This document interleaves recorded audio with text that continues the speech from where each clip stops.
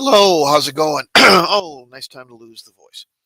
Wanted to talk about the uh, domain Empires of Mystara that's coming out. I'll be running that, uh, trying to get people up to speed. Got several interested parties. Can always use more. Um, so, basic gist is using BECMI and the known world map, um, circa 1983, as the playing field. So all the players will create characters, 11th level, and they'll start in one hex domains that are strategically placed on the outskirts of that map. And they try to grow their domain and move in, kind of encroach on the existing uh, world.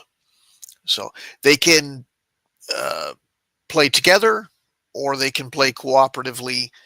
Um, it's up to them as to what kind of diplomacy they want to conduct with each other or anybody else out on the. How's it going? We got. So yeah, so you can take any path you want to take. It's completely sandbox. Oh, okay. You know, one thing, old man has problems sometimes. Okay, now I know who you are on Twitter based on your avatar here. Okay, so you did want to play. Cool, cool. So, questions, comments, any interest? Like I said, I'll be using BECMI. Most of the guidance and rules are in this volume 3 companion of BECMI. So I just chose that because it had an existing system that wasn't too difficult, and I somehow I figured that probably more people have BECMI than any other. It's just kind of that one that you picked up whether you wanted it or not, right? So I don't know. Just thought it would curse my eyes. Yeah, any class. The rules,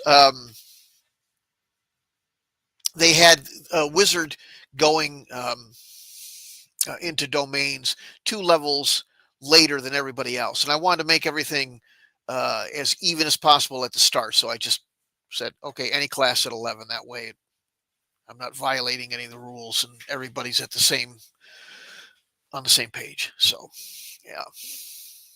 So there's a slightly different PC creation, just minor little difference. Um, I should say PC creation, more accurately, domain setup.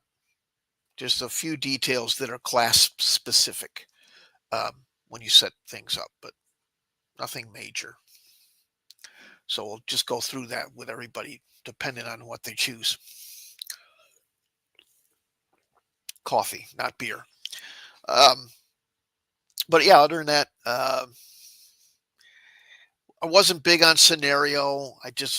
I am kind of a weird stickler for internal consistency. So there's just a little story that your outlanders that have either outlanders or insurgents. It was up to the player to kind of give us some explanation as to why you and a group of people have emerged within technically within the boundaries of other kingdoms as a separate entity. So I just thought it'd be kind of a fun little thought experiment. Doesn't really matter that much, but it was a way for me to be able to make the player come up with a great explanation.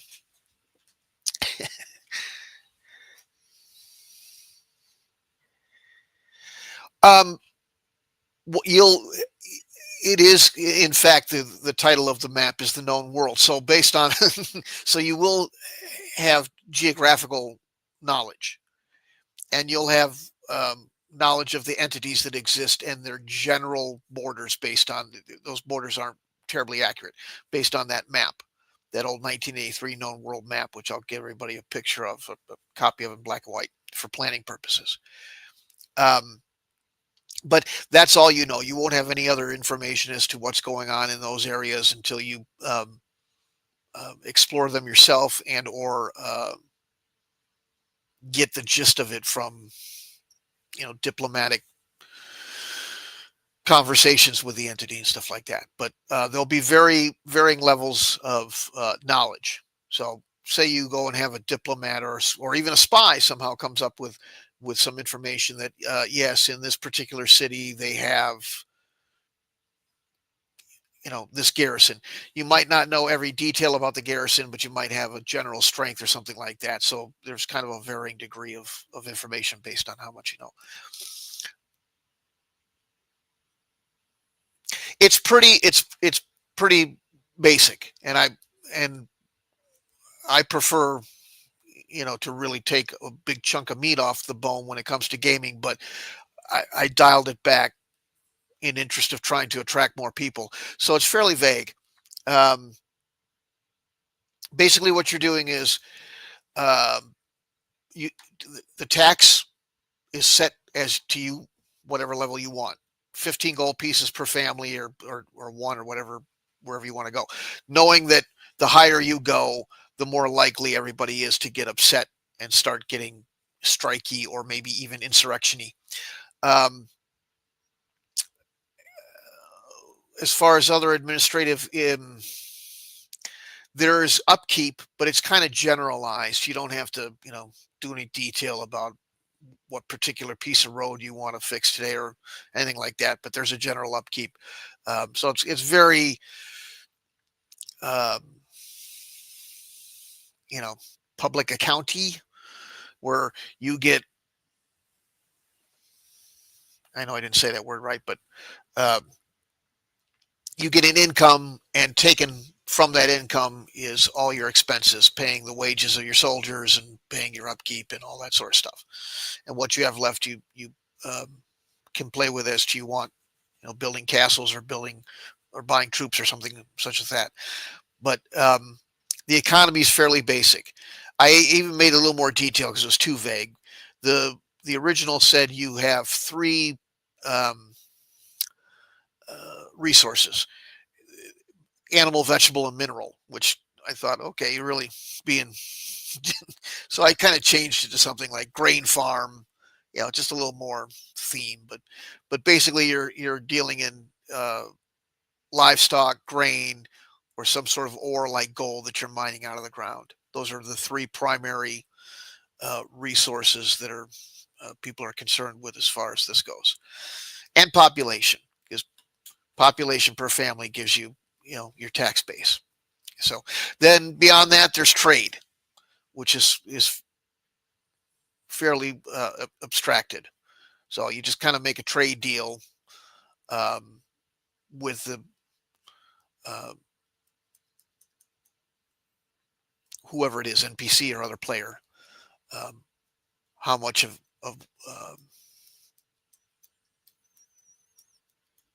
say you want more grain, something like that.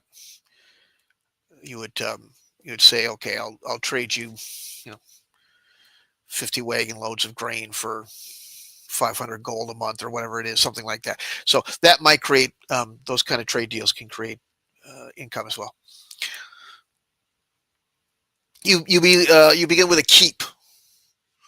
It's you have one dairy or cattle farm if you want, one grain farm, one gold mine on the hex that you start with, and you start with a keep. Yeah. Oh, and there'll be a small military that you get a few infantrymen, a few archers, that kind of thing. Captain, that's it. And the 50,000 gold. Excuse me, I've got a very dry throat. I'm so sorry. And the 50,000 gold. So based on that, you can make whatever improvements or investments you want, and you know it's kind of your starting point. You gather up land by exploration and uh, conquering or deals. Sometimes smaller independent entities will just feel that it's in their best interest to fold into your domain for protection and cooperation or something like that. So there's a few different ways you can acquire land and resources. Of course, most like to go to the blade, you know.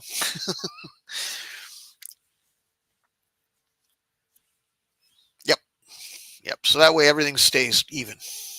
And you're where you start is also it's randomly. I have places picked out, and I randomly assign those places to the players, and they're set up in a place where you will it won't be an unfair placement where you're too close to some other entity or you don't have a good mix of potential land. You know, just kind of a little attempt to keep things as balanced as possible, at least at the beginning, so nobody feels like they never really got off the ground or anything like that.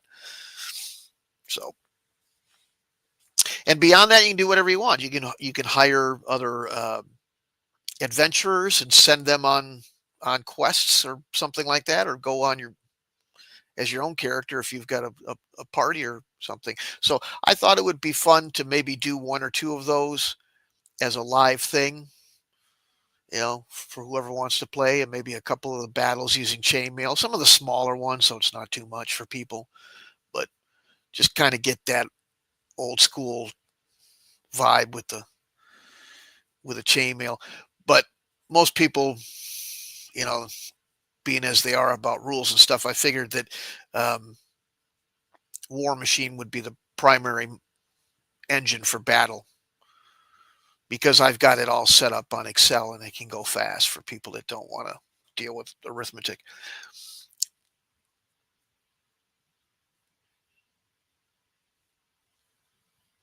Well, no, what I was thinking of doing is uh, it it would be play by post through the week. You just like sending a email or a tweet to somebody. Just, you know, this is what you want to do, and you know, stuff like that. Um, but as far as live play, if anybody wants to do a battle or any type of, you know, adventure or dungeon delving or something like that, and they want to you know, meet live to do the session, I'm open for that. Otherwise, I thought maybe just checking in over the Discord and, you know, kind of getting a live update and a little bit of chat about it and would be enough. You know, just kind of a like a club meeting. Yeah, play by post, play by email, same thing. I think the Discord's all set up so that you could just, you know, leave me, you know, what you want done. Excuse me, and then that can handle. So the way that works is you just basically write out what you want to do. You know, I want to, for example, raise 100 troops in this village and march this division over here. I want to, you know, develop this land for farming or whatever it is. Just, you know, write out those basic things, and that'll be implemented by me and the all the different charts that kind of run the world. I have all sorts of random things, you know, for all that random charts in other ways. And the result of whatever your endeavors are, you know, you completed clearing the land or your troops made it across the bridge or whatever it is, you'll get a reply, short form, like a tweet saying, you know, here's the product of your labors, that sort of thing. So that's just kind of how you run it because meeting every day obviously is impossible and all that sort of stuff. And frankly, it's not necessary for some of the things that we do. But I thought the weekly thing would make it, you know, sociable and interesting, and you can kind of get an update, ask questions, make adjustments, whatever needs to be done, kind of a ongoing session zero, if you will. But that's how I run all these things. I've been doing them. It's kind of interesting because I never seem to be able to make any headway in getting people interested or even talking about these things, and then suddenly a whole bunch of other people started talking about them on different platforms like TikTok and Twitter and all of a sudden everybody's into it. So I thought, well, okay, now maybe I can finally get those games played. So this is just one of many. Twitter seems to be very fantasy heavy, so this appealed to people. I've been begging for my Star Wars game does the very same thing to little avail. but whatever works. This is fine too. So, is it clear for you guys at all? I'm always afraid I'm not as articulate as I like to be. So, if you got any questions or anything like that, comments. I know there's a delay, so I've got to kind of sit here and wait. But um, what else? Yeah, like I say, it's pretty much no holds barred. You do whatever you want with it, as far as there's no railroading or any of that sort of stuff. Um, there'll be some information. I assume you all have BECMI. If you don't really need it. I can make things that'll give you the information you need without having it. But if you do have BECMI, then you've got it right in front of you. There's a list of NPCs that usually work with a kingdom and what they provide uh, to you as a player, and what they cost can be provided, or it's conversely, if you have the campaign or excuse me, companion set 3 of BECMI, it's in there.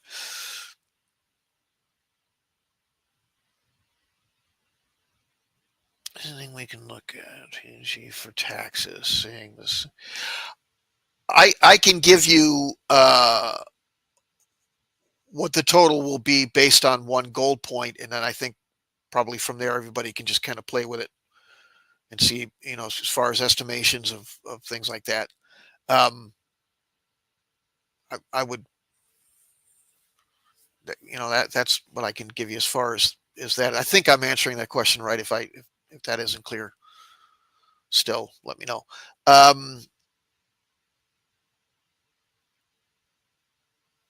Yeah, that's right, Dave. You were playing it for a while. I thought it went all right. I don't know. Some people don't like the narrative stuff that I put in there very much. That might be the problem with the Star Wars. I I I do give you kind of a verbose movie script like reply. Um, but I just thought that was more colorful than some dry, you know, if I make it look military and just keep it to the facts, I would think people would feel like they're reading TPS reports and not a game thing. But that's just me. Um, yeah, pretty much everything I'm using, with a few little just spiced up terms and stuff, comes right out of companion um, set 3, the turquoise colored one. Um, it's in chapter 18. That has the system that we're working with almost in its entirety. The rest of it, um, there's a brief talk about strongholds and hirelings in the expert set, number 2, the blue one, and the rest of the details as far as prices and things that we'll be using are all in the DM section of the master set, which was the black one. So, and I really aren't not using that much more than that. The other stuff is things I do standard with every one of these I run, which is you tell me what you want in a post, and I give you, the outcome of those endeavors in a post in reply at the time that it's completed. So I track everything with time. I don't do one for one with the browser thing. That ain't my deal. I have there's a couple different scales, but uh, I coordinate everything in the world using 4-hour turns, 6 4-hour turns. I don't mess around with different dates or use a Roman calendar and all that, but that's how I keep everything coordinated. There is in game time, there's a weekly, monthly, and annually check, and you can read about that in the BECMI if you've got a hold of it. And all it does is just give some changes. Some families move away and or perish. Some may come back in, give you a little fluctuation in your population, and some random events and stuff like that. So um, if you want, I don't want to tell anybody to restrict them from reading, but if you want to not ruin the spoiler alert, don't look at the random events table, because it'll give all the good fun stuff away. Yeah, that's all in the BECMI set. Is there? I haven't. I have the rules cyclopedia. It's like one of the last things I ever, got. Um, I don't know that much about it. I don't know much how much of it's changed. So I just keep with BECMI because I own it. I do own, like I said, I do own the cyclopedia, but I should say I'm more familiar with BECMI. I don't know if it makes any significant changes or something like that. The other reason is like I said, I'm kind of fastidious about making sure that there's an explanation that fits with the lore. And the easiest way for me to do that was dial the clock back to 1983 lore, and so that keeps it all in BX or BECMI. So yeah, yeah. So I know the lore changed, and some of the locations and stuff like that might have changed enough that I stuck with it. Like I said, I just thought most people had BECMI, um, so I just used all that. So all the rules are in BECMI, but I think some of the lore for the world at that time was actually in BX. So it's kind of a weird. I know Mystara is something fairly new. I always mix it up with the goddess Mystara, but um, I know that lore has evolved over the years a lot. So one of the things I never did was read a lot of the fiction books. So I'm not always hip to the real detailed lore. I didn't read it because I thought, hey, D&D's to a manufacturing plant to make interactive fiction. Why would I want to be passive?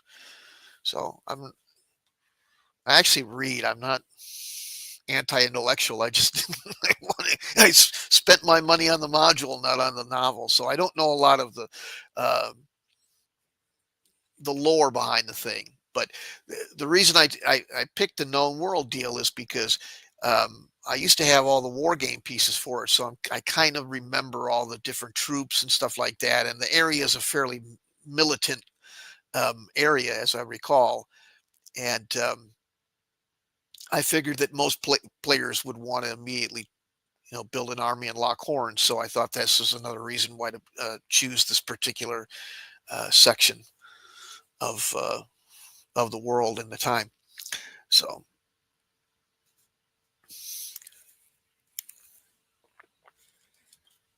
just drinking the coffee.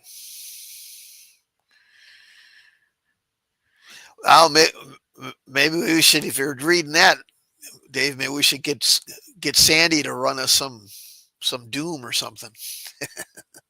So, anybody else, any questions? If I haven't been clear, I know I got to wait about 10 seconds because of my connection. I don't know if everybody, I don't know if the other gentleman is still here or found that this didn't align with all his moons or whatever.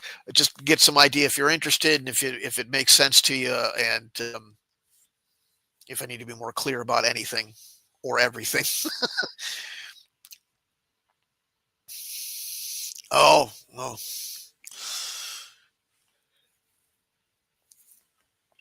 Sorry, it is so dry in here. Um,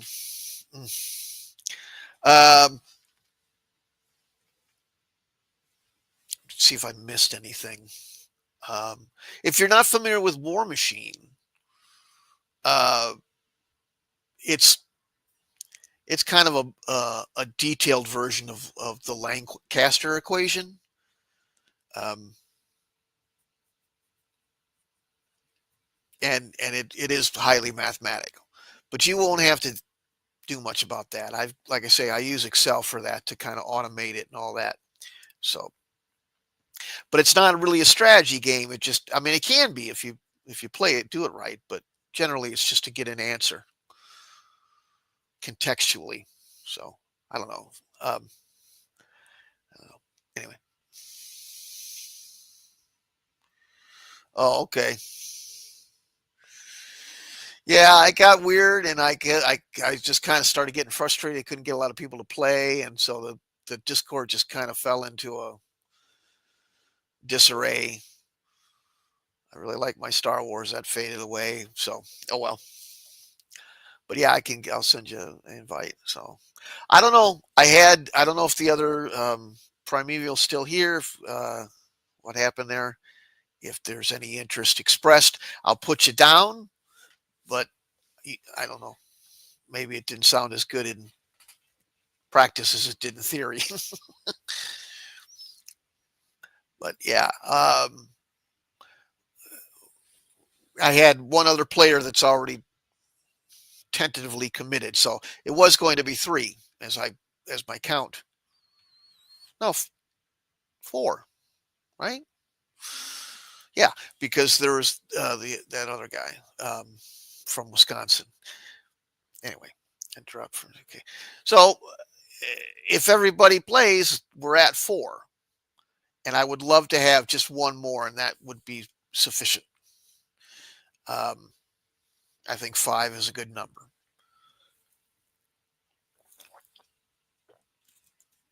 So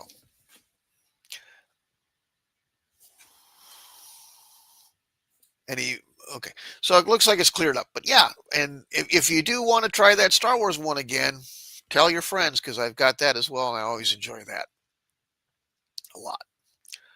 Let's see if anybody's talking on Twitter before I leave.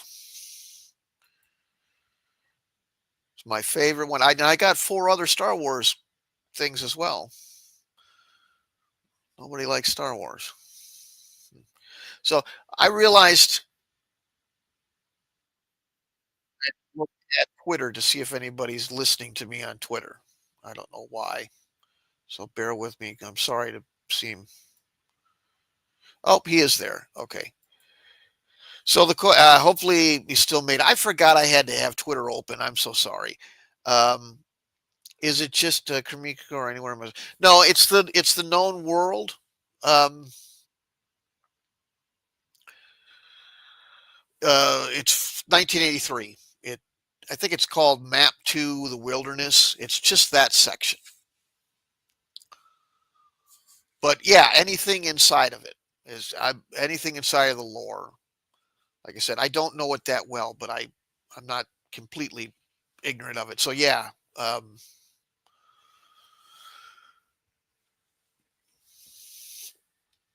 yeah, all relevant lore and stuff like that. So like if you want to go to the to one of the module sections, I won't run the module per se, but I'll run an open exploration into the same area, uh, kind of based off the module. I just don't want to railroad people through a module, but I could certainly, rip the lore from it and stuff like that. Yeah. Um, so Primeval was there. I don't know if he's interested, if he just lost contact or had nothing more to say. I got to check. Let's see. But if he's in, and Dave's in, so that should have at least 4. So that's good. Yeah.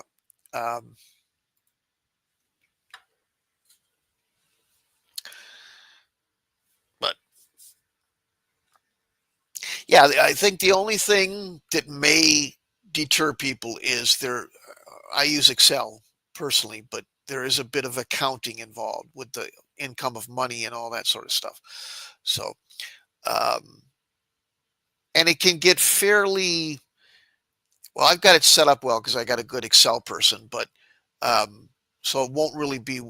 I think that's the thing that I like about what I do, and I wish I could get the word out to more people. Is that the whole player overhead or player workload thing is very minimal because I've tried to automate a lot of things using Excel.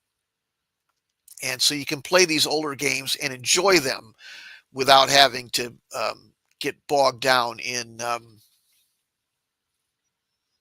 the record keeping as much.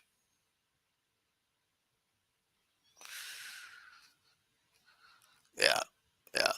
Let me see if I can get you, Mad Overlord. Let me see if I can get you the one thing about Discord is the join. Like they give you a link to join, but it acts real weird in that sometimes it doesn't act at all. So hopefully this one will work, or you can see it. I'll put it in the chat here as soon as it boots up. But let's see. All these, click this, click that, push here. Dude, give me my Commodore. Okay, here we go. Anyway, all right. So I presume this will work. Let's see. There you go. So that should take you to the Discord and get you in, from what I understand. So yeah, I got this. If oh, it's Star Trek. There's a couple things. Dave's still here. He was talking about Star Trek. He was also talking about Avalon Hill. I haven't forgot about that. I didn't. The DMs just don't work, so I wasn't able to DM you about the tabletop. But I'll certainly play that too. Oh yeah, the YouTube channel. Please do. Yes. But yeah, we have these in not just in fantasy. We have Star Wars, Star Trek, BattleTech, Warhammer, a bunch of like Warhammer Fantasy, Warhammer 40K. We have a ton of these different types of domain type play things. I'd love to do more of them. I even have World War II and stuff like that. But the Star Trek one is kind of Starfleet battles like. Pretty cool. There's the YouTube.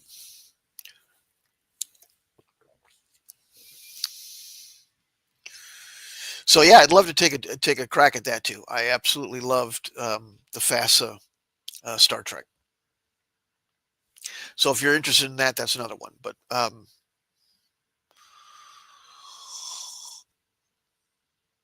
yeah, other than that, that's pretty much it.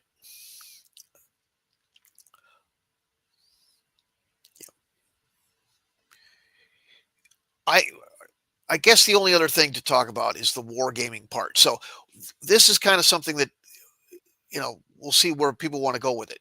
Now, you can make it like a strategy war game where you actually command your troops on the battlefield. Or you can just wait for a reply as to who won and get all the details after the battle. Who won, how many were killed, and all that. You can just go straight to the end answer and not have any strategizing at all. So I'm a war gamer, so I like to watch people actually play the war game. But it's up to who wants to play and do it that way.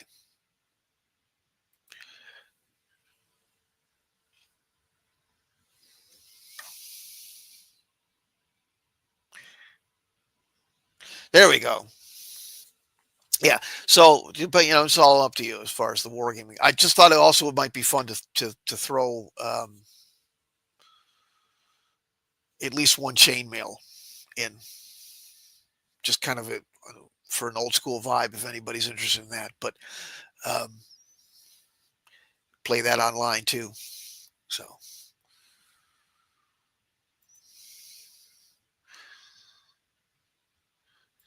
Yep.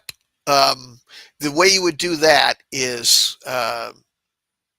through Tabletop Simulator, which isn't anybody's favorite thing to do. So it may not, the whole chainmail thing might not work out, but that's how you would do it. It's like it's like a 3D virtual tabletop type of thing.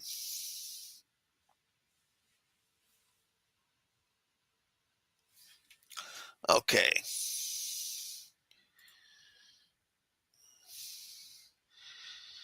Let's see. Server setting. Oh, wait, wrong button. Button. I just had it. I hate this stuff. Oh, there we go. Okay.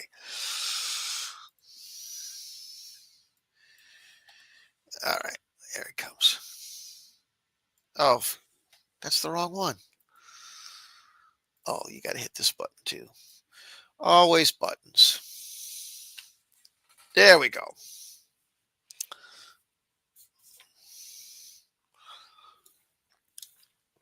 That should get you in. The Discord link. What else is going on? So I've been making my own RPG, but I've been very frustrated because I should have had it out a long time ago. So I almost wanted to try to use that, but then I thought, I can't really. So who isn't making their own RPG though, right? Everybody's doing that, but I was making one too. So, but yeah, any of these other games you want to play, like I said, I got a ton of them. I even got one for Boot Hill. But yeah, anyway, I'm going to put us down for now. Let's see, 3, not 4, because I don't believe the other individual seemed like he was interested. He didn't stick around, but maybe I'm wrong. So it might be 4, 3 or 4. So I think 3 is okay. Frankly, I think 5 is a better number because it just gives you a little bit more intrigue and ways to go and all that. But if everybody just wants to go ahead, we can go with 3. So yeah. As far as making the character, I'll have to cut and paste out, I guess, something. If you want to see it now, where did that go? Or I could just put it up on the Discord later. But there is a few little caveats or addendums to creating a PC when they're high level, according to the BECMI stuff. So just a few guidelines I can send to people. But other than that, it's fairly straightforward for making one. I don't know if you ever played in BECMI before.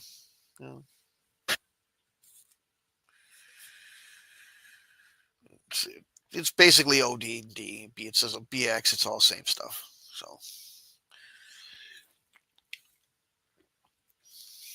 I was trying to find that piece on the high level character, but I probably should have had that ready. Well, anyway, we'll send you all that. Whatever happened with your RPG? Oh, the RPG I was creating. Well, the Art Mafia got me as far as the creation of that. I've got pretty much it all made, but nobody was going to give me any, acknowledgement if I used AI art, and I can't afford anything else. And then people say, well, you can go and use free this, that, or the other thing. And I go, sure, I can go, I can go get my car painted at Earl Scheib too, but stuff doesn't look that good. So I found myself between a rock and a hard place as far as publishing the material.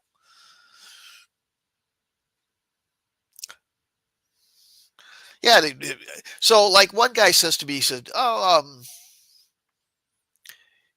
it was really funny the way people are on these conversations. He says, first he goes, don't worry about the AI shit. He says, anybody who says they weren't going to buy your book because of AI wasn't going to buy your book to start with. And I thought, you're probably right there.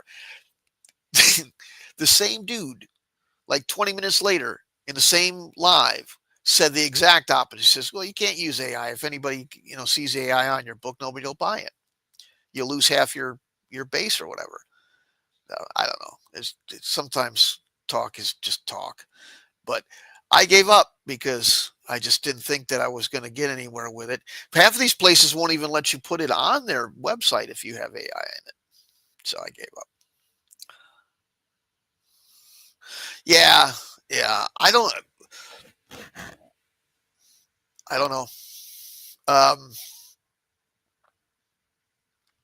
but if I'm going to do it, I really need to make it a commercial thing. And that's probably the mistake I'm making. I should just make it, but I I gotta get some money out of it. So, um, but I'd put it out with the AI if anybody wouldn't come after me about it. Some of the things that people have said are just blow my mind. I've had more than one person say, you know, just death threat stuff to me about AI. It's crazy, but I don't know. But yeah, I worked on it. I got pretty much everything solid. I put it in a book. I even had one guy give me $200 to put towards development of it. Um, but it hasn't really gone any farther than that.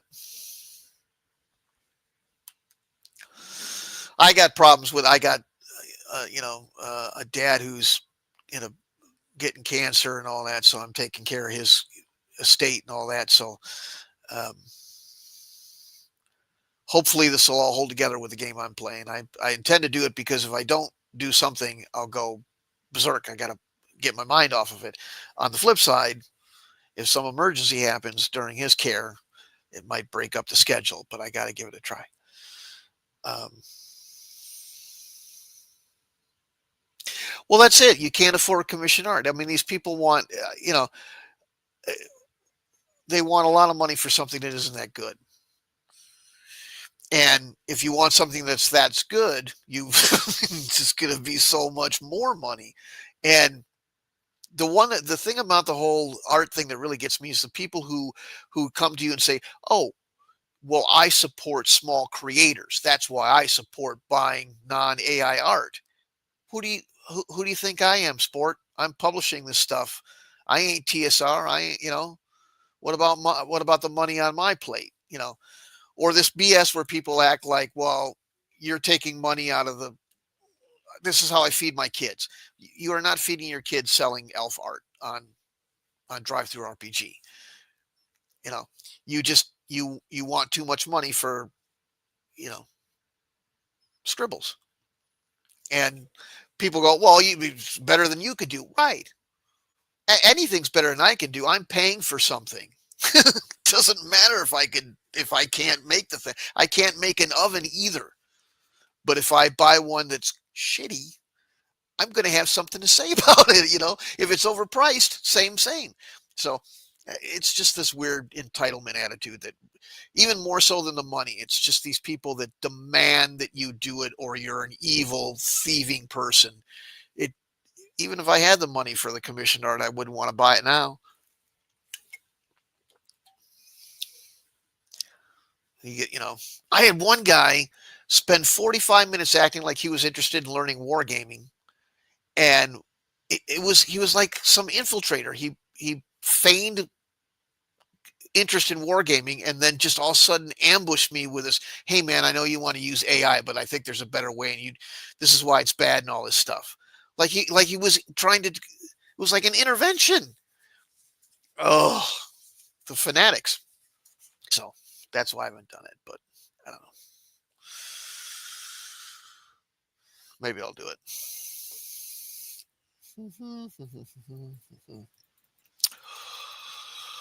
um and the other thing is, what really are we getting out of it? Does anybody really need another RPG game? I mean, there's so much of this that it's really difficult to make anything out of it because you're just, what can I do that everybody hasn't already done a million times? And that goes for everybody else. They can act like, they've got the newest innovative thing, but when you really look at it, everything's been done. Everything. So the game design stuff, it's just, I think some of that's overblown a little bit. So I don't know. I kind of get down on it. I was very excited about it for a while, but I just don't know. I liked the idea of playing my system for two reasons. I liked the challenge because it was very hard to to survive through. And I like the idea that the thing could play anything. You could play any, like, if you wanted to do, like, make your version of an Avalon Hill counter game, you could do it using my system. And you can go play like an RPG module with it too. You can go play Isle of Dread or, something like that using my system easy. That's what I liked about it more than anything else. But I didn't like making less than 25 cents a copy because I had to pay somebody's, you know, idea that their elf painting was a Van Gogh.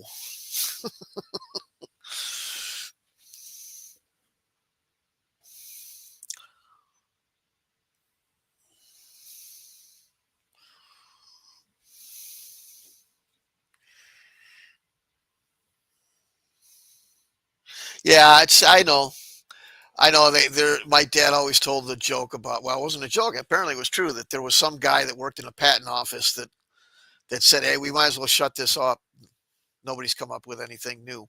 But I- when it comes, I mean, maybe in the idea of world creation or just something new that isn't, here's a land filled with dragons and mean wizards or whatever. Um, but the mechanics thing too, it just becomes like there's several things that I hear people talk about being brand new innovations, and then you go and pull out some 55, 60-year-old book and say, hey, or magazine, say, hey, look, you know, like hit points or saving throws. That stuff didn't come from D&D. That stuff had been around for, as far as saving throws. Uh, Robert Louis Stevenson had saving throw stuff uh, in his rules. He talked about it in magazines that he did interviews with, and I just did a video about that. I was about to publish. I was supposed to do the third part of it tonight, but my co-host got sick for the 80 millionth time. So, but a lot of this stuff is just reused. It's different mechanics, um, or different combinations of the same mechanics and stuff like that. But it's nothing. I just kind of get a little bit of, yeah. That's the other thing. I get tired of the simplified. Just complaining about like page count. I just saw a guy going, AD&D is kind of, I know everybody's into it, so I'm going to say it's cool, but it's got a long page count. But oh, Jesus, dude, come on. You know, some of these complaints get ridiculous. And the games just aren't any fun if all you're doing is flipping a coin, you know. Um, I don't, the thing about complex rules is I'm not looking, people that, you know, say to you, well, Rob says it to me, or not say it to me, he tweets it to me, so it's not like it's some personal thing. But he's done this with me, Coots, where oh, yeah, all that number crunching and all that is a lack of imagination and you're stunted and all that bullshit. Man, all I'm saying is I want to play a game, not have a story, and I want to have a game that is in depth and considers all the details, because for me that's immersion. If everything's just like, oh, that's kind of a grenade and it doesn't really matter how it explodes, just to me that's like phoning it in. If you're not interested in the details, you're not interested in the story or the game. And why not find something where you really want to get into the meat of it, you know?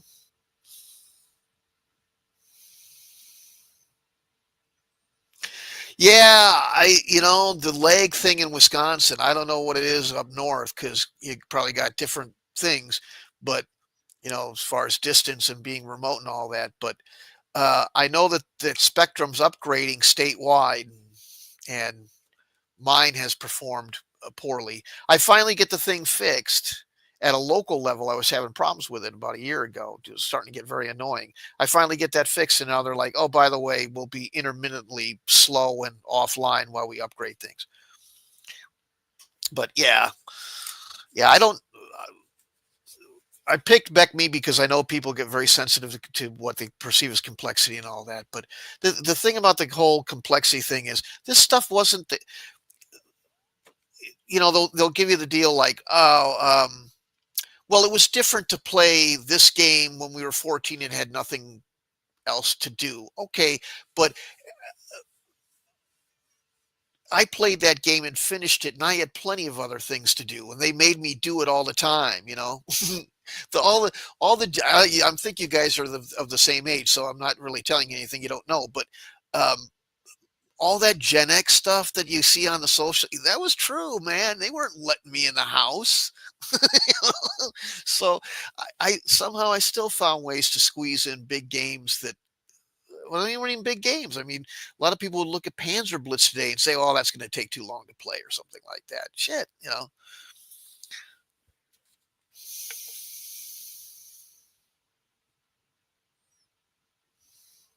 Well, yeah, that's the other thing. Encumbrance. There was another deal about that, and I know it sounds very fuddy-duddy. I probably, a lot of people go, "You just sound like some overly anal," but um, when people go, "Well, encumbrance is so tedious," but all it is a budget. All you're doing is, here's your limit. Don't exceed it, or you'll start, you know, getting penalties.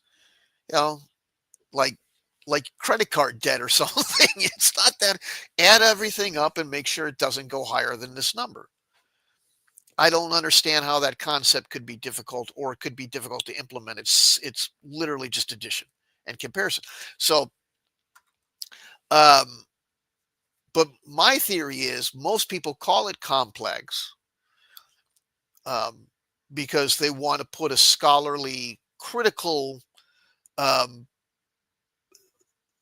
filter through the fact that they don't much care for it, because it's not so much that it slows the game down, but it slows down ascension. If you're playing with gold for XP and you don't have um, any type of encumbrance, well, then you can haul out a semi load of gold, and that equates to experience points. So you're literally just soaring through chunks of level that, when we played with those two rules inversed, where we played with encumbrance and got rid of gold for XP because we thought it was stupid, we it was a long slog to get to the next level. But when you did, it was a celebration. It was a milestone of itself, and it was an achievement. And we didn't want, the whole game was, you're probably not going to make it. And if you do, then you're a real good player. So we wanted it like that. And now everybody inverts it, and they do so by saying it's complicated. And I don't believe that's the case for a lot of people. I think they just use that as a shield to mask the fact that they want cheat codes in the game. That's what they want. So, but yeah, having a first person shooter inventory of weapons. No, and I don't play that way, you know. But I don't get a lot of people that want to play with me either. So, but uh, and this game, the one we're going to play, the domain, you do get it, and I won't change it, even though I vehemently disagree with this approach.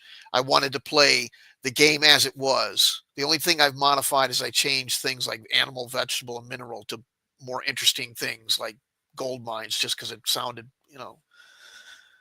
too vague and textbook to use those terms. But uh, anyway, for every gold piece that you earn as a domain lord, you get 1 XP point. Now, let me get it right. Not that you earn, that you spend. You get XP points, which I think is doo doo. I wholly disagree with that. But so you will ascend in levels throughout this campaign if you play it. Probably several, given that, because the more you expand, you know, the more money you earn, the more money you're going to need to spend in order to stay afloat. So, but that's okay. Maybe you'll make immortal. If you don't know that there's no gods in this world, it they have this system of immortality, and they kind of take the place of actual deities in the world. So there's also a place where magic works all hinky and stuff like that. So it'll be interesting because there'll be some environments that'll be so significantly different than you know the vanilla fantasy world where it's just, oh, here's a bunch of, I don't know, I might be being too harsh. I don't get around enough. Maybe there's some people that are really making exciting things. I shouldn't be so negative, but I just don't think people spend enough time making different environments and stuff, and this one's got a lot of them. So it'll be interesting that way. Any other things, comments, questions, topics? I hang out all night. I ain't got nothing to do. I'm on CQ duty for the family here, so nothing but time.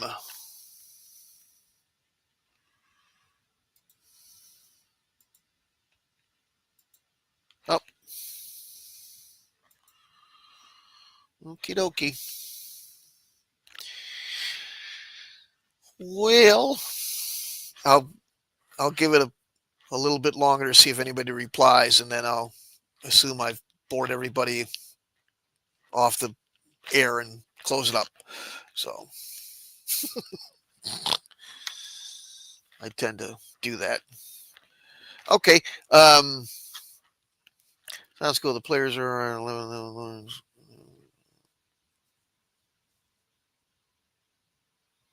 Yeah, you can join forces if you both agree to.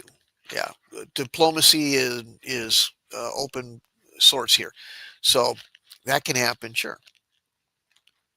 And you start at 11th level. Like I say, uh,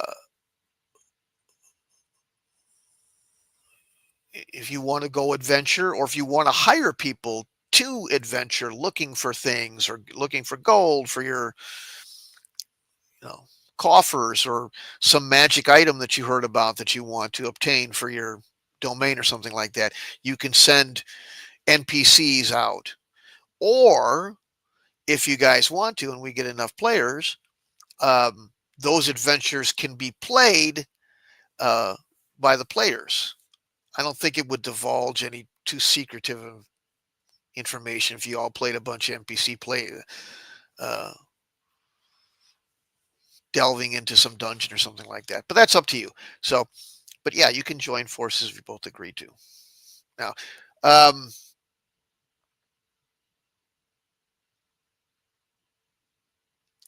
the other entities in, other countries and stuff do exist. NPC countries. You're being outsiders that don't really exist on the map or in the lore. So you have to grow, but still kind of be concerned about the area that you're in, because there's a larger country very close to you. Yeah. So, um,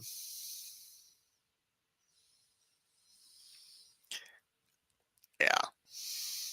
I was gonna go. I think the other gentleman, Primeval, or I think he probably wanted something that was more fog of war, and I thought about doing that. But the problem with running that as a complete hex crawl over something like Discord is then you have to give everybody a map, or get some way for everybody to see a map, and a fairly big one.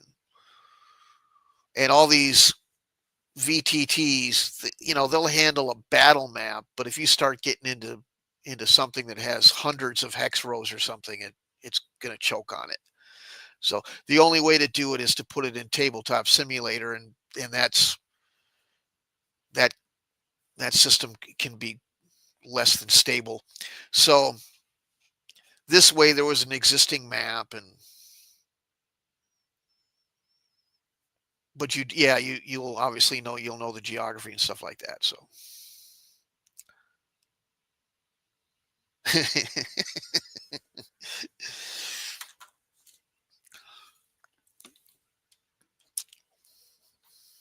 there you go. So yeah, and anytime anybody wants to, I keep hitting. I really am a huge Star Wars fan. I sure wish I get more people play that Star Wars game. I really love it. But anyway, this will be fun too. But yeah, make the gunpowder. So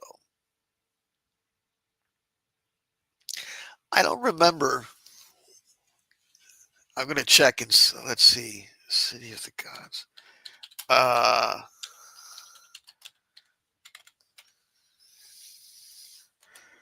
wasn't the crossover in this area too?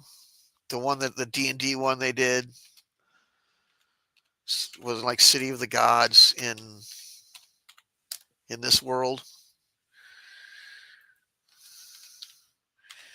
You might be able to get some blaster pistols.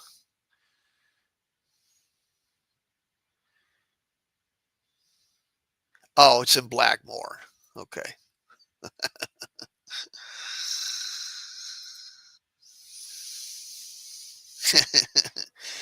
So, yeah, it's in Blackmore. They shoved a Blackmore in there as kind of a, you know, homage to the original and all that sort of stuff, but it's kind of just their name only. But yeah, there'll be siege equipment and all that sort of stuff. So, um, and you can hire wizards, to serve your kingdom and stuff like that as well.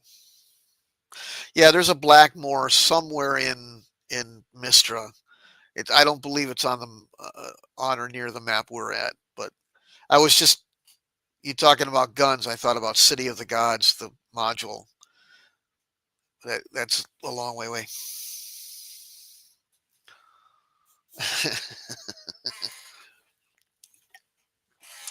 Yep. So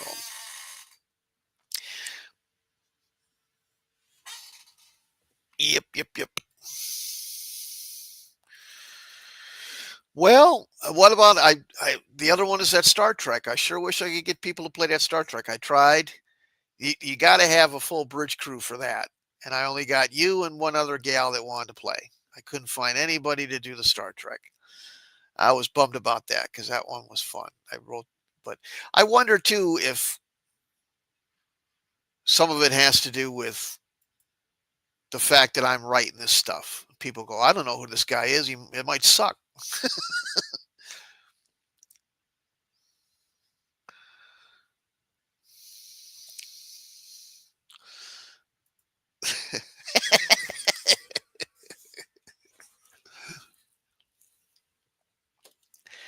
Well, that's part of it. Is you have to keep your citizens entertained and all that. If they start to get unruly, there's entertainment that you have to, well, don't have to, but you can provide. Um,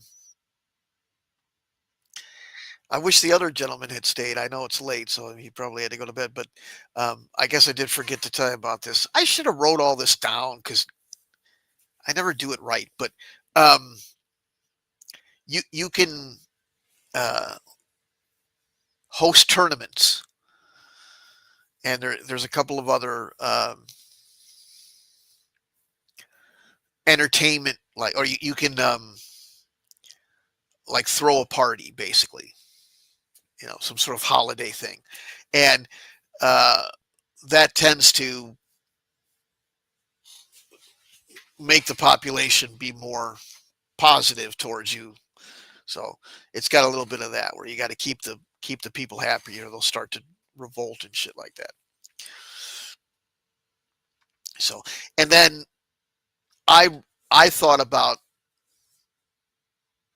um, having the players all make a knight and send, if they're sending a knight to the tournament, that we actually have the tournament using chainmail again, because chainmail has these special uh, jousting rules, and that just for fun we could all play the jousting and tournament um, game live, all the players. Just an idea.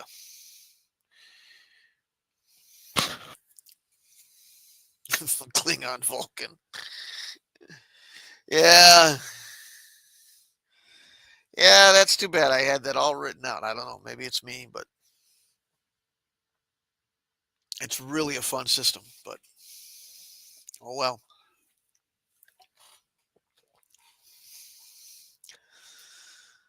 What else do I got?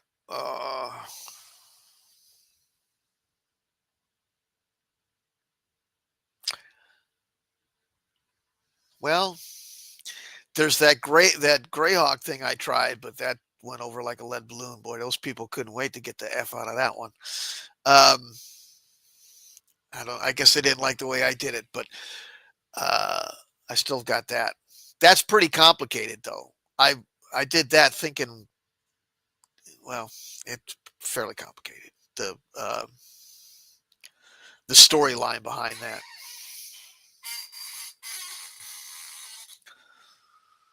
But I still have it. There's another one. There's an AD&D version. Well, you could play with two if you wanted to, but there's an AD&D one I did about the Norse gods. Nobody seemed to find that very appealing either, though, as a storyline. I guess it's probably overdone. But I had a little scenario. The Greyhawk one? Oh yeah, yeah. I don't know. I think though that coupled. I don't know. I I got yelled at by my girlfriend for talking out of school about it, but um, I don't think those guys. I'll put it to you this way: I think that what they signed up for, and understandably, is to play with Rob, and who had said to me in passing, "I'd love to play again," and I got him onto the server to play, and that never happened. And I think that they remained players out of courtesy, but I don't think they were all that enthralled with my DM style. Oh yeah, yeah, yeah,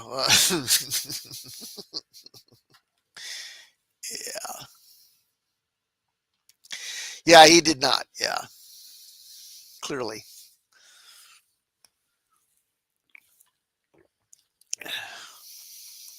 Not everything clicks, I guess. I don't know, but it was very complicated. That was the one where I was trying to do some strict time thing and all that. Boy, and everybody, hey, those people seem to hate that. And when I put some details right in front of them, and they just kind of were oblivious or didn't care, I go, clearly they're not into this. So I knew. Oh well, but I just like to play on a weekly basis. This domain thing will work fine if I can get people excited. Most people seem to be excited. Like, too bad that other individual didn't seem to be interested, but see if we can find a couple more people. Oh, okay. See, he got cut off. I'm self-conscious. I just assume it's me, but apparently he got cut off by a phone call, and he does want to play. Was he the? He was the one that um, he got hit by the poison spike, I think, and then yeah, and then died, and got resurrected and all that sort of stuff. Yeah. Well, what happened was, I don't think you were there for that one, but they decided I put something in front of them that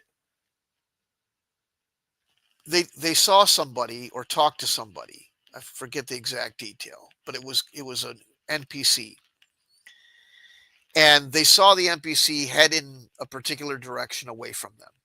Then they moved in the opposite direction and passed the same person facing them, and it walked right by them. And I said, "That's the gal you just saw 20, 30 minutes ago in the opposite direction, and okay, and they didn't give a shit. So I figured, well, they're clearly they're not into this game because they just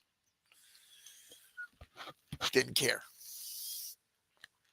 And so I had to cancel a couple of times after that, and they the couple came back and they tried to play for a while, but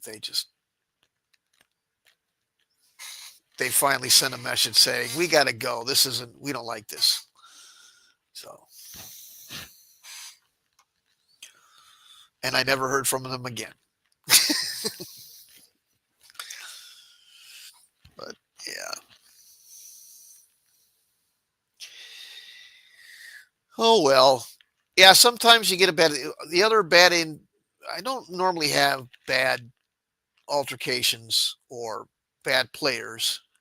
I had one show up to play Star Wars, and he ended up just hijacking the thing is what he really wanted to do. So that's the worst kind of conduct I've ever had to deal with. But that was online where there's no consequences. So that was another Star Wars where I couldn't get it off the ground. But when I do get to play with people, with 4 or 5 people, everybody seems to enjoy the Star Wars. I played for a year and a half with one group and had a ball.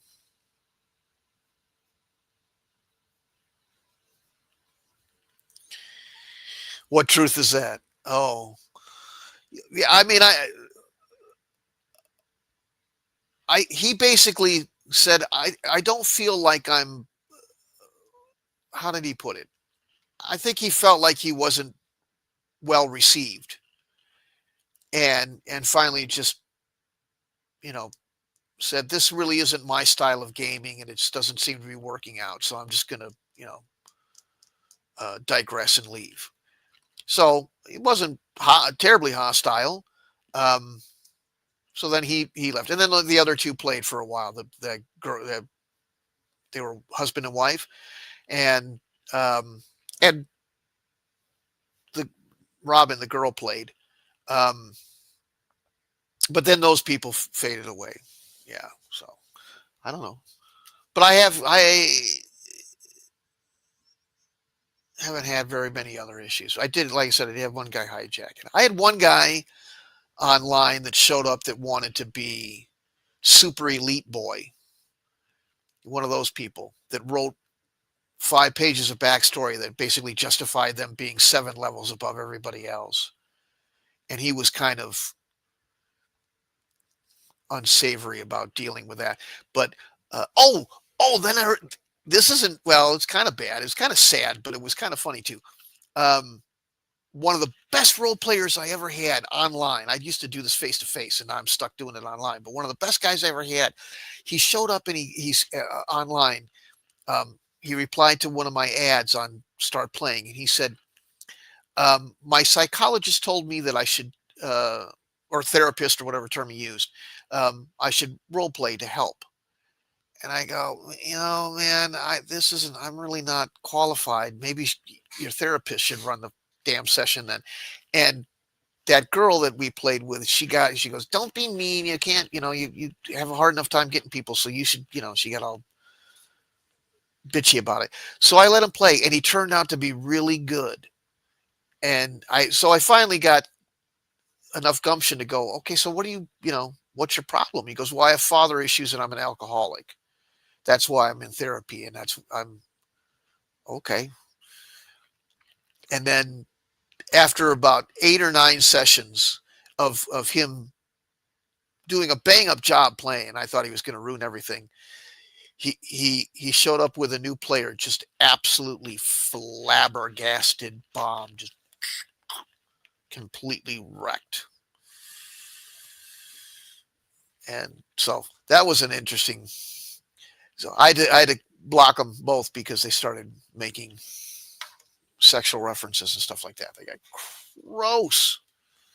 It's really sad. So he fell off the wagon. I felt really bad about it because he ended up being really good.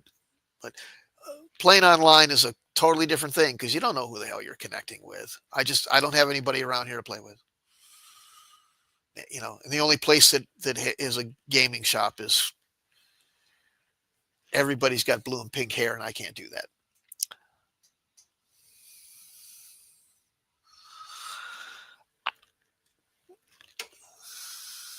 Wow, what? I'm just saying they don't want me there. There's certain places where you walk in and you look around and you go, I this is this is the wrong side of the spectrum. Sorry, that's one of them. Yeah, yeah. Oh, that guy plays with Delaware. Well, the thing is, like when he joined, he brought up another game that he wanted me to play in, and he was fairly adamant about that. Um, and I didn't really, I don't know. I don't. We just didn't. If I'm talking about the same, well, you're talking about the guy that tried to make 7 levels out of a backstory. He's on from Delver's thing. If that's the guy you're talking about, I know the screen name, but if I say it on live, I'll get in so much trouble. Um, but yeah, he was from Delver's place. Probably they all were. I was advertising on Delver's thing because he said it was okay to do, or at least everybody else was doing it. But I've since been told that he he kind of was irritated by my presence and asking people to play games in on his stuff. So okay.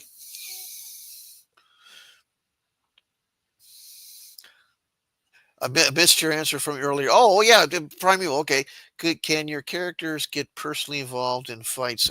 Yeah, you can go anywhere you want. You can lead from the front or from the rear, and if you want to go adventuring with your character, and that's fine. What I thought would be neat um, is to have the other players be members of the party as well. Just kind of co-op whatever NPCs that you hire to go with you if you want to go with your personal character. Or another thing that can be done is you can hire adventurers. Say you discover that there's you know a magic item that you're interested in a dungeon or something like that. You can hire uh, people to go and get it for you and bring it back and pay them and stuff like that. Yeah.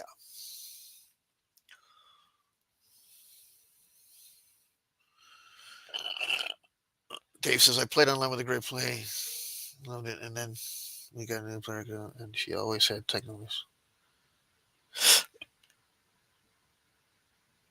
Oh, she was. See, people do crazy. Yeah.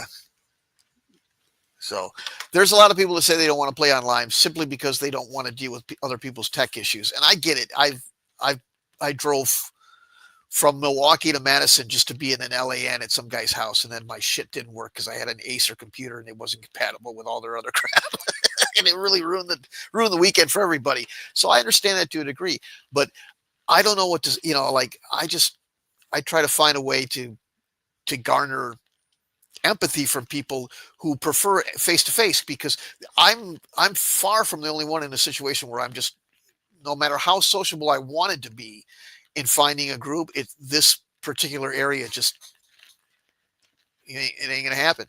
So, um, but yeah, just kind of blind enlistment of strangers for a game can have some pretty wild.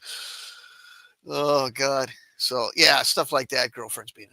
Um, but I think everybody's you know it should work okay here. The great thing about Discord is you can put only whom you want. It's got a filter and all that stuff. So we can have a private session where we can all communicate. Or if we have teams, the two teams can communicate separately with the DM without divulging any information to one another and all that. So it's set up for communication.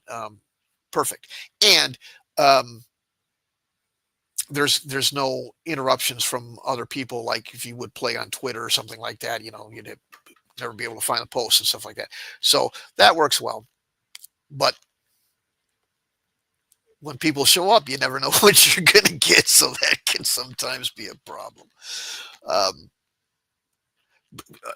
But to be fair and not to sound too negative, for the 4 or 5 times I can think of where something kind of went a little bit weird, I've had countless hours of fun on the internet playing. I ran something like you do years ago. It was a great fun. Yeah, I mean, almost everything, it seems, ends up being fizzled out um, these days. So, I had a great experience doing my Star Wars. Finally, just it wasn't so much that fizzled out. Everybody's schedule hit a spot where they couldn't coordinate anymore, so they just kind of had to disband. But something like that always happens. I think that the thing that bothers me is a lot of people translate that to these games take too long to play and you can never finish them. Hey, if your schedule prevents you from watching Gone with the Wind in its entirety, that's not the filmmaker's fault. Your schedule is so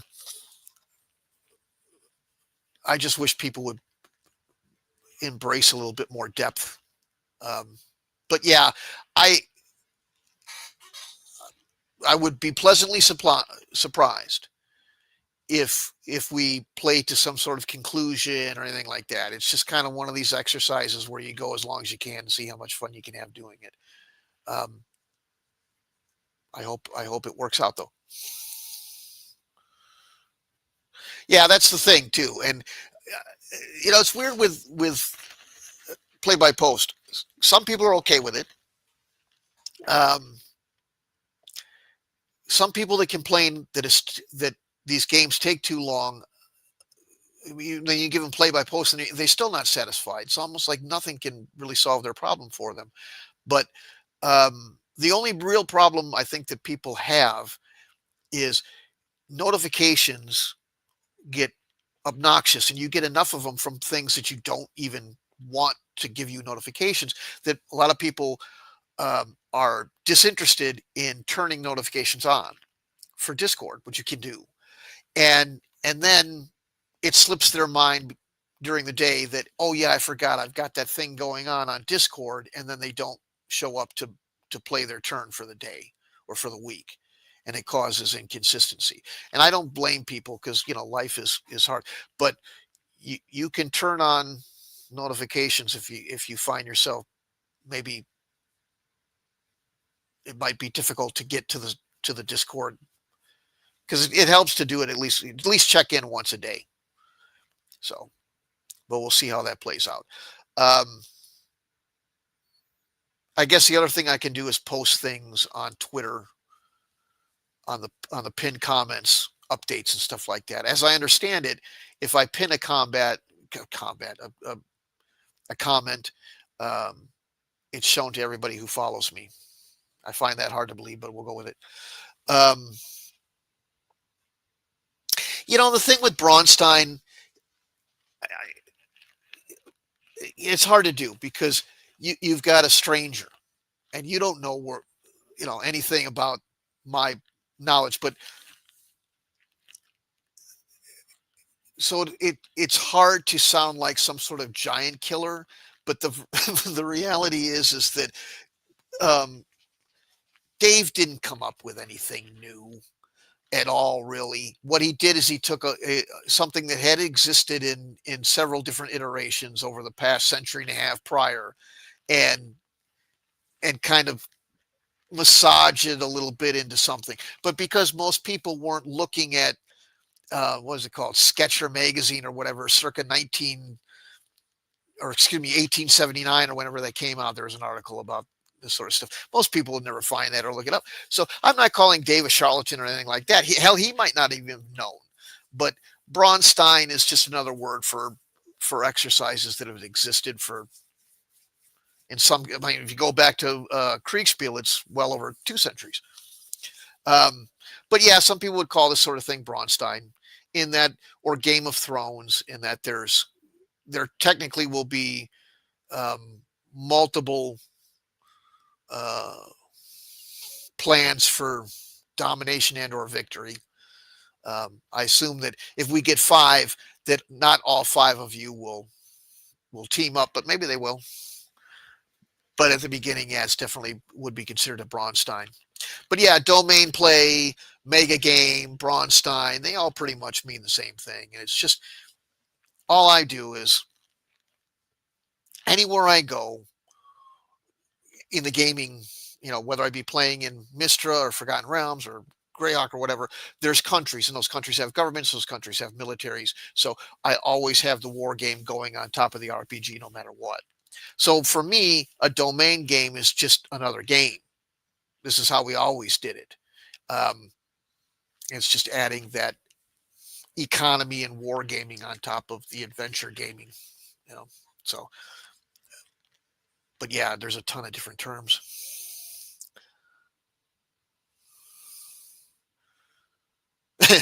Dave's buying the magic piece right off.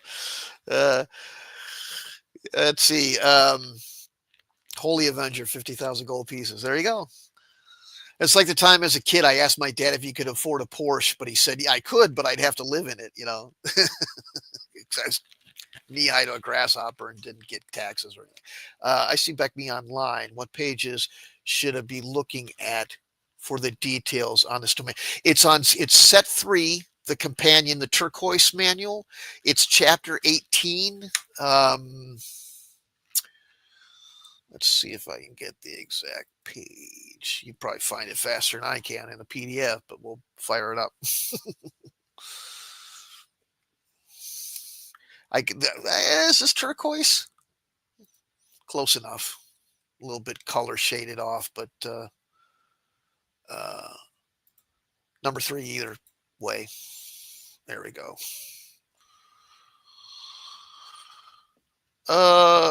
Domain play is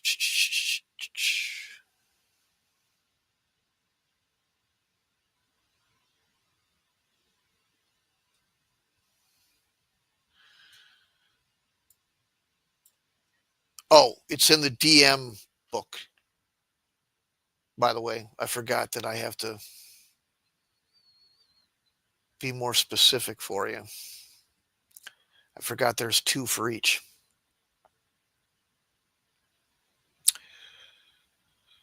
Let's get the exact. So it's not chapter 18. I must be losing my mind. Part 18? Yeah.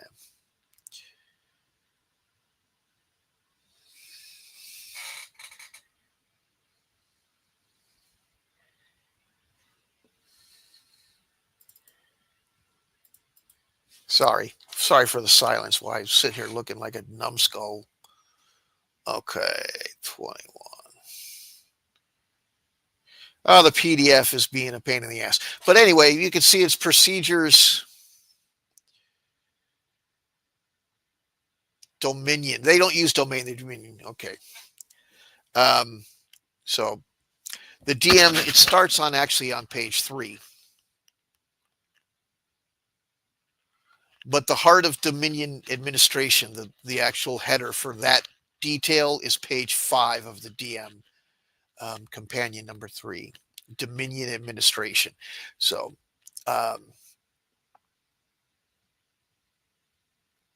and you are considered an independent Dominion. So when you read about that, that'll give you you're founded. There's a couple of different terms for domains based on how they are born, but in this game you're all founded, and you choose a title. So the only problem with giving this information in the DM is it does give you a couple of spoilers. So I can edit it for you, but the spoilers are minimal and really don't take too much out of play. You will get some idea on how the larger entities around you will respond to your choice of title.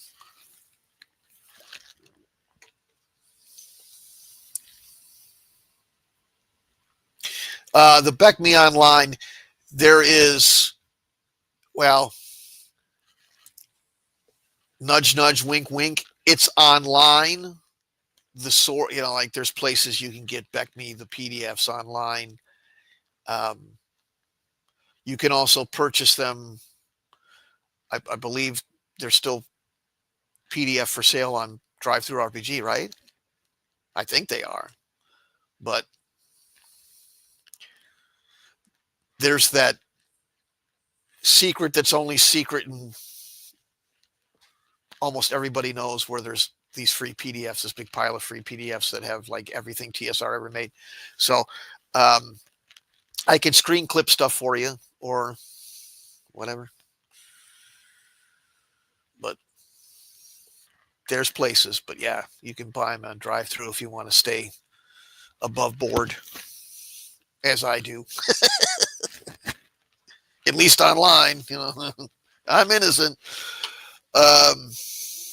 Yeah, yeah.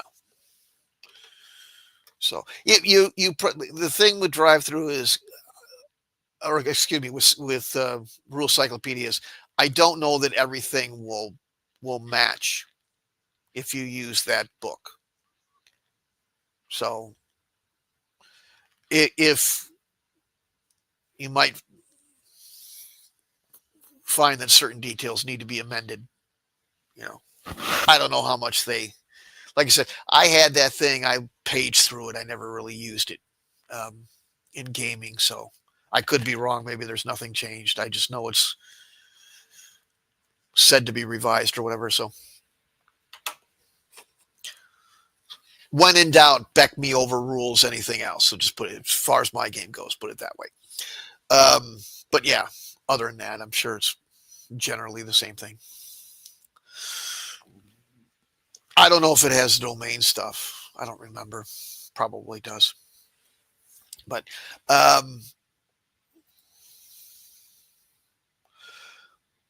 as you see, it gives you some basics. Like I said, it's animal, vegetable, mineral. Those are your resource income. You get two gold pieces per family for every animal, basically like a cattle farm or, you know, pigs or something like that.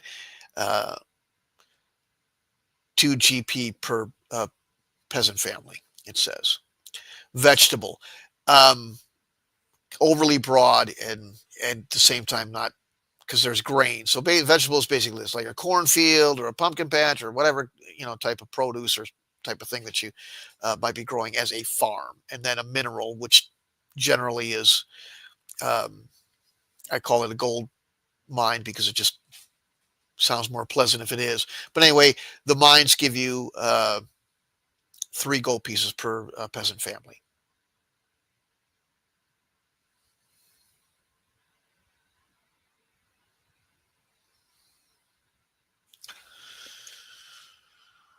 Let's see what else. Oh, it's got all the stuff about the tournament. So if you want to roll one of those up, I think it would be fun to play. It tells you about a lot of this is DM stuff, so it's kind of a cheat sheet to look at it, but whatever. But it'll tell you about how the confidence check thing is the popularity. Confidence check being the confidence that your subjects have in your stewardship, which can become dangerously low if you do all the wrong things. So if you read that, you'll know how to balance your uh,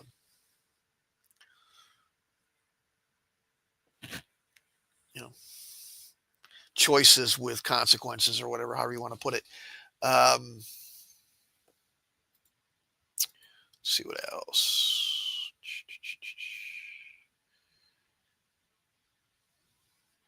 So it has rules for, there's natural events, unnatural events. There's a bunch of random events, discussion about usurping rulers of other lands or getting yourself usurped, if that's a word, happening to you by revolution or something like that. And then after that is the description for the mass combat, the war machine. You won't need to know the war machine. You probably will want to go, just kind of graze it so you get the concept as it, would apply to decision making and stuff like that. But as far as having to know the ins and outs or be able to uh, calculate this thing, and it's not necessary as a learning curve for you to learn that as a player because I've got it all automated on Excel spreadsheet. Because I'm one that never or rarely uses the bog the game down thing, but that's a if you played that during game time, pack a lunch.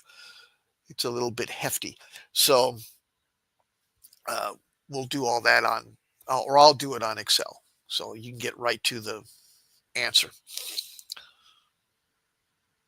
But again, chainmail if everybody's feeling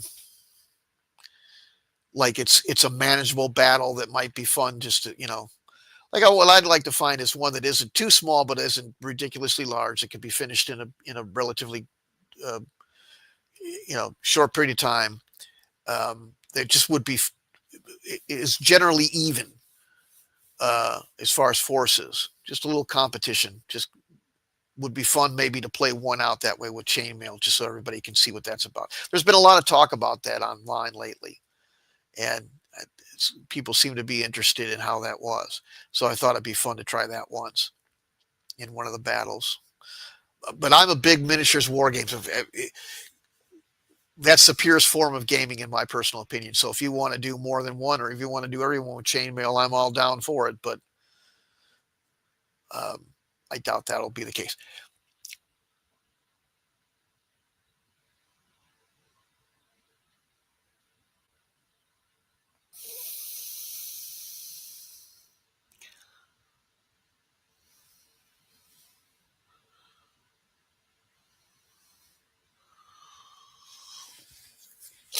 Okay, Dave, that sounds like it.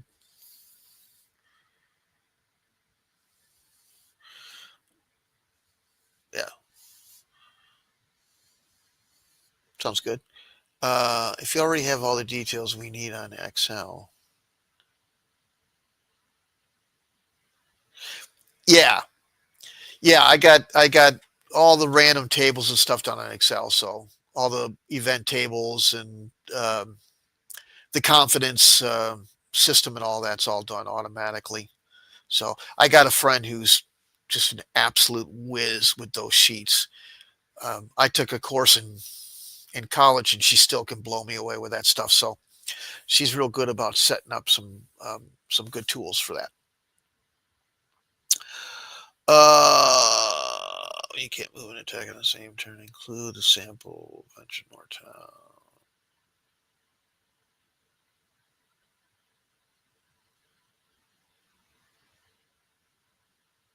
Yeah.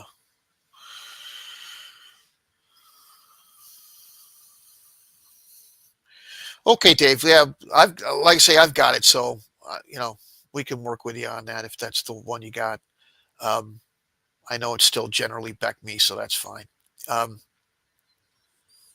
what did you say was missing? Okay. Yeah, and then the other gentleman asked about the Gazette tier, and yeah, I'm not unopposed to adding all those in. You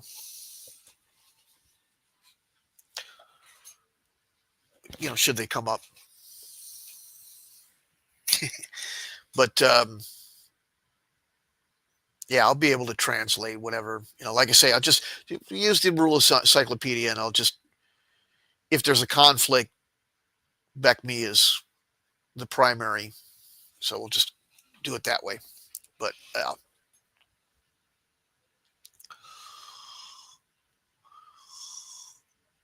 what else? That's about it.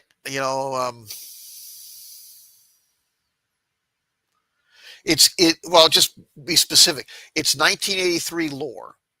So anything you want to read about the known in '83, I think they were still calling it the known world and not Mystara yet. So you might read through some of that. There's some some fairly special things in a couple of the nations. One area has, I think there's three. There's one that has a blight of some sort. There's one that has some sort of restriction on magic. Magic works differently in a particular area. Um, yeah. So, so I forget what the story was. Some sort of, it wasn't overuse. It was like, it was almost like the 3 Mile Island of magic. Some major mistake on some, if I recall correctly, that's what happened. The magic went haywire and caused this mutation of it. Okay, Dave, thanks for stopping by. We'll get you on the Discord. Yeah, we can keep everything going on Discord as far as any further discussion or anything like that. So I thought I'd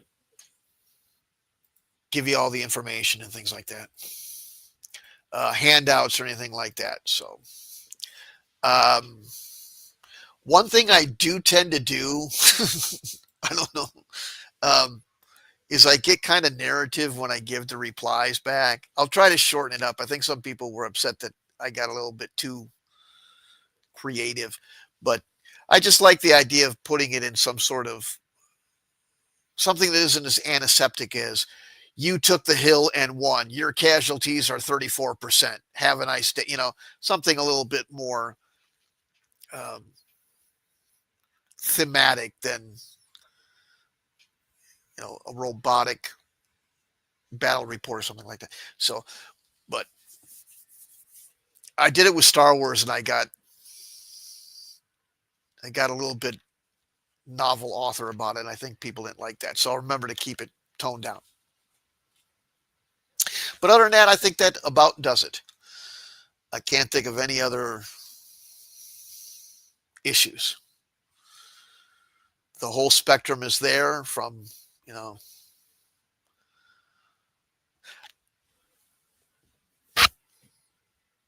sea battles to airships to whatever, everything in between. So, oh, shit. You know what we forgot? We forgot to talk about what a good date to start is. Oops. Well, we'll do that on Discord too. Yeah.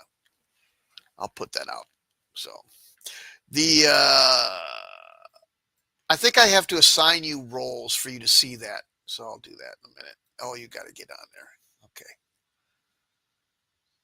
I see everybody. Okay. I got everybody's request. I'll add you to Discord and we'll just continue from that place on. Okay.